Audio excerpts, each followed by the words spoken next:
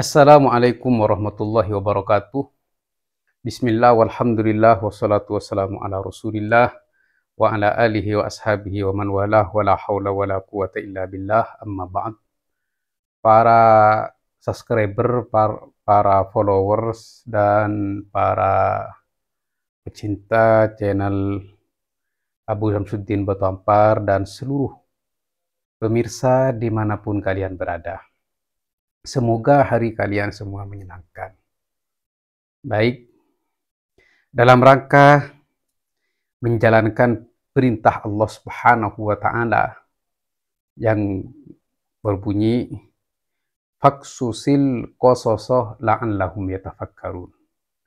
Jadi ceritakanlah sebuah cerita-cerita agar mereka semua mau berpikir.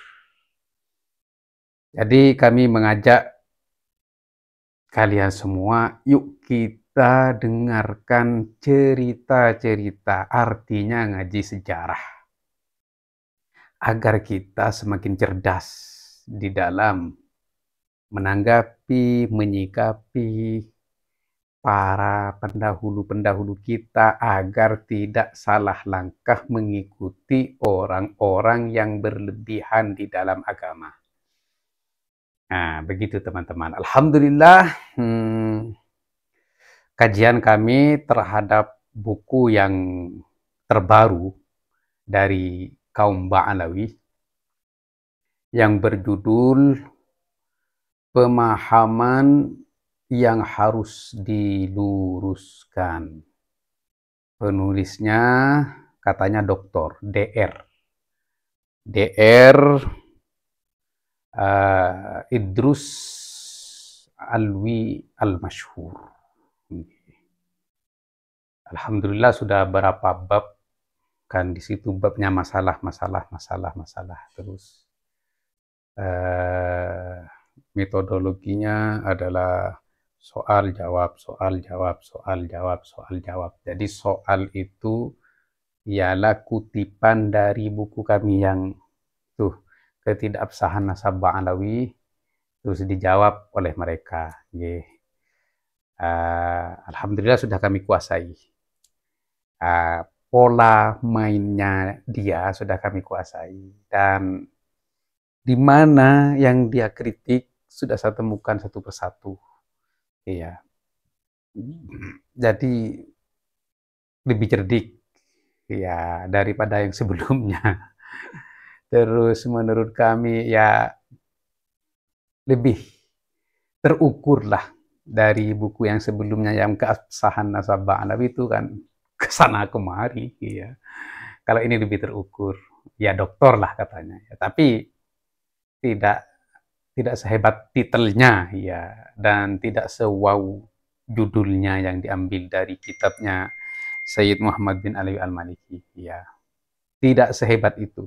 Bahkan menurut kami ya hanya pintar bermain lah di dalam mencari kesalahan orang lain. Bahkan ada satu pernyataan redaksi dari ibarah bahasa Arab yang dia rubah tafsirannya agar cocok dengan apa yang akan dia sanggah, seperti itu. Baik, sudah di masalah keberapa ini ya? Kalau nggak salah ke 15 atau 16 lah. Yang agak panjang lebar memang di Yusuf An-Nabhani. Jadi siapapun ulama yang mendukung Ba'alawi maka dipuji habis-habisan, dipuji bahkan didewakan. Dan siapapun yang tidak mendukung Ba'alawi akan dicaci hancur-hancuran lah ya. Andalannya masih Yusuf An-Nabhani. Yusuf An-Nabhani itu kami sanggah pernyataannya itu tidak sesuai dengan fakta dan realita. Kenapa? Karena Yusuf An-Nabhani itu hidup di abad 13. Karena kelahiran beliau itu 1265. 1265. Kenapa kami bilang bahwa pernyataannya itu tidak sesuai dengan fakta dan realita? Karena Yusuf An-Nabhani itu menyatakan bahwa nasabnya Ba'alawi itu katanya asohun nasab, paling sahihnya nasab sedunia. Paling sahihnya nasab yang dinisbatkan kepada Ahlul Bait. Padahal ya teman-teman, di masa yang sama, ada penolakan yang berupa tindakan atas kesohihan nasab Ba'alawi dari siapa?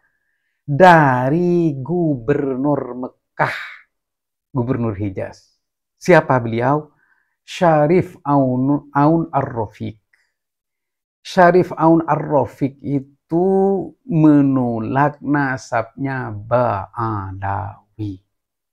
Ini abad 13 loh. Iya. Bukan abad 9, Idrus.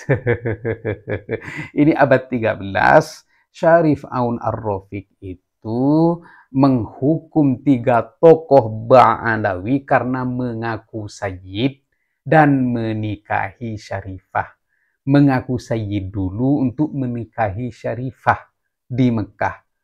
Dihukumlah oleh Syarif Aun Ar-Rafiq karena dianggap berbohong dan mencangkok nasab Ahlul Bait.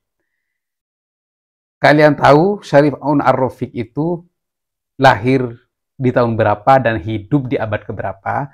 Syarif Aun Ar-Rafiq itu lahir pada 1256. Berapa? Biar jelas, 1256. Yusuf An-Nabhani lahir 1265. Berapa selisih usianya? Selisih usianya hanya 9 tahun. Berarti pernyataan Syekh Yusuf An-Nabhani itu tidak sesuai fakta dan realita. Oleh karena itu pernyataannya itu tidak sikoh. Apa Syekh Yusuf An-Nabhani berbohong, katanya dia. Sekali Syekh Yusuf An-Nabhani, Imamul Ummah, pokoknya. Begini teman-teman ini.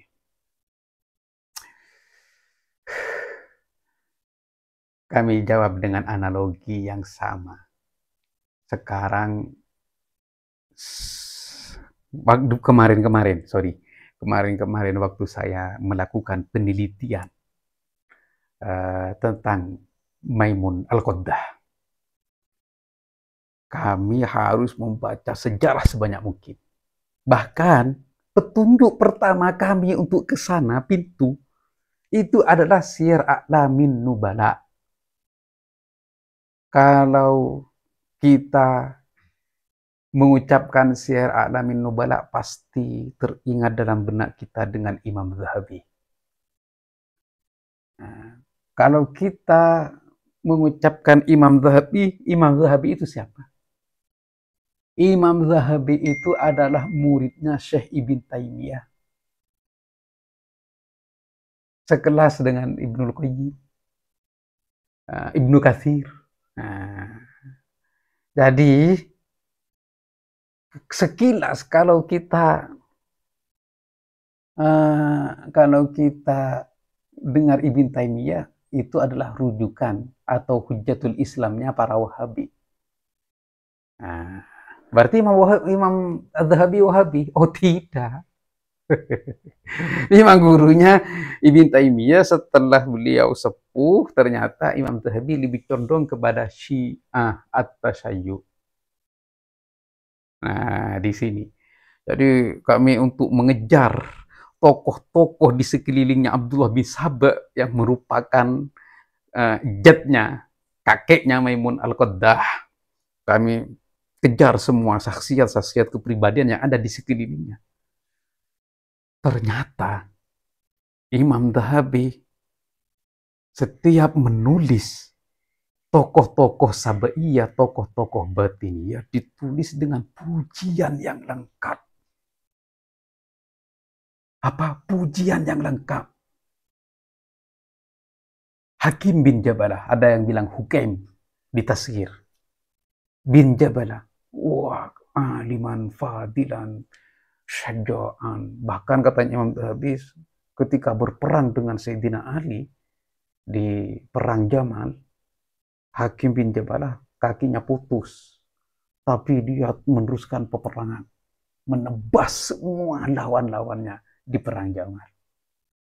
Ini yang membunuh Sayyidina Utsman, yang membunuh khalifah ketiga Amirul Mukminin. Ini adalah yang membunuh menantu baginda Nabi besar Muhammad SAW. Dan ini bagian ya, bukan cuma dia yang sendirian, kan ini berunjuk rasa yang dipimpin oleh Abdullah bin Sabah. Terus ketika menceritakan tentang Malik al-Ashtar, ini juga pembunuh Sayyidina Utsman. Dalam unjuk rasa yang mengkudeta Sayyidina Utsman. Nah, ternyata setelah ditelisik, Imam Zahabi itu bertasyayyu. Nah, sekarang bagaimana menyikapi Imam Zahabi? Apakah Imam Zahabi itu berbohong ketika condong terhadap lebih mendukung dan memuji terhadap pembunuh Sayyidina Utsman? Ayo gimana? Berarti Imam Zahabi salah dong. Nah, atau Imam Zahabi benar dong. Harus dibenarkan Imam Zahabi. Kalau Imam Zahabi dibenarkan, yang membenarkan para pengunjuk rasa yang mengkudeta Sayyidina Utsman, berarti Sayyidina Utsman yang salah dong. Nah, di sini para teman-teman. Oleh karena itu, Ahlus Sunnah wal Jamaah sudah kami terangkan di pertemuan sebelumnya. Katanya Abu Hanifah, idza sahhal hadis fahuwa madhhabi. Jika kalian melihat hadis yang sahih itu adalah mazhabku. Nah, katanya Imam Malik, ana basyarun usibu wa ukhti, saya ini adalah manusia yang bisa salah juga bisa benar. Apakah yang mendapatkan pendapatku itu bertentangan dengan hadis atau Al-Quran? Ambillah hadis dengan hadis sahih. Ambillah hadis sahih itu dan tinggalkanlah pendapat kami. Imam Syafi'i juga berpendapat seperti itu. Dan Imam Ahmad juga berpendapat seperti itu, walaupun redaksinya berbeda-beda, tapi tujuannya sama. Nah, di sini kalau mazhab Ahlus Sunnah wal Jamaah beda dengan mazhab Asy-Syiah. Siapapun kelompok mereka, siapapun pendukung mereka, bahkan imam mereka yang Imamul Maksum itu pasti benar dan yang lain salah. Jadi seperti itu teman-teman ini. Ya, makanya harus berhati-hati. Oleh karena itu kita harus banyak membaca sejarah. Banyak membaca sejarah. Ya Alhamdulillah kami sudah menjawab. Bahkan bukan cuma satu per bab yang kami jawab. Per paragraf pun yang perlu kita jawab. Dengan kaidahnya, dengan dalilnya. Di sini juga beranalogi dengan kaidah adat dari Al-Munawi, katanya tabsyirul asyrah. Jadi penghargaan 10 terhadap 10 sahabat yang diberi penghargaan jaminan masuk surga oleh baginda Nabi, itu tidak menafikan sahabat yang lain untuk masuk surga. Astagfirullahaladzim. Sungguh kehendak yang sangat dipaksakan. Baik, saya jawab. Tabsyirul asyrah itu memang tidak menafikan sahabat yang lain dari masuk surga. Akan tetapi, yang perlu kita teliti, yang perlu kita ketahui, tabsyirul asri itu penghargaan 10 jaminan surga untuk para sahabat yang disebut dalam satu hadis oleh baginda Nabi, itu menafikan yang lain dari mendapatkan penghargaan jaminan surga yang disebut oleh baginda Nabi besar Muhammad Shallallahu Alaihi Wasallam secara bersamaan. Makanya saya kasih judul sanggahannya itu analogi yang melenceng. Kok dokter tidak tahu? Tidak tahu kak itu di mana? Kasihan anak didiknya, biasanya dokter itu sudah ngajar. Ngajar di mana dia itu, kasihan. Ke sini Pak Dokter kalau mau belajar istilah dan kaidah yang teliti dan jeli. Datang ke sini nggak apa-apa, nggak usah malu-malu. Biar tak kasih tahu fair, kita nggak boleh menyimpan ilmu. Jika kalian Anda mau datang ke sini mau belajar tentang kaidah dan bagaimana tentang menyanggah, ya tak ajari. Ya fair ya, ilmu tidak boleh disimpan, ya harus disampaikan kan begitu. Aduh, dokter. Jadi tabsyirul asro itu karena konteksnya di sini penghargaan, maka menafikan yang lain dari mendapatkan penghargaan surga. Bukan menafikan yang lain untuk surga, bukan. Dari mendapatkan penghargaan surga, dari mendapatkan penghargaan surga dari baginda yang disebut secara bersamaan. Apa yang lain tidak boleh, tidak akan mendapatkan penghargaan? Oh, tidak ada yang mendapatkan penghargaan. Sayyidina Bilal disebut oleh baginda Nabi, walaupun itu bukan dari bagian yang 10. Tapi disebut oleh baginda Nabi, saya ke surga kok saya mendengar bunyi sandalnya Bilal. Apa yang kamu lakukan? Saya tidak melakukan apa-apa, wahai baginda. Hanya setiap kali berwudu, saya itu sholat 2 rakaat, sunnatul wudu. Itu saja, sederhana sekali. Gak melakukan ibadah yang banyak, enggak. Hanya setiap kali batal saya berwudu, dan setiap kali berwudu saya sholat 2 rakaat. Itu bunyi sandalnya. Walaupun Sayyidina Bilal masih hidup di bumi, di alam semesta ini, maka bunyi sandalnya sudah didengar oleh baginda Nabi besar Muhammad Shallallahu Alaihi Wasallam di dalam surga. Ingat, ini bukan hurufat baginda Nabi. Wa ma yantiqu anil hawa in huwa illa wahyu yuha. Ini baginda Nabi loh, mujizat, alamatun nubuwah, ya bukan hurufat deh. Nah, kalau Pak Nabi mendengar sandalnya muhibbinnya di surga itu hurufat. Ya teman-teman, jadi nanti ya kalau buku ini sudah selesai, ya semoga cepat selesai. Karena ini bulan Ramadan, kami harus berbagi tugas. Tugas dengan keluarga, tugas dengan anak-anak, tugas dengan umat, ya tugas dengan bulan Ramadan untuk menyambut bulan Ramadan, ya tugas dengan kegiatan-kegiatan, dan tugas untuk menulis.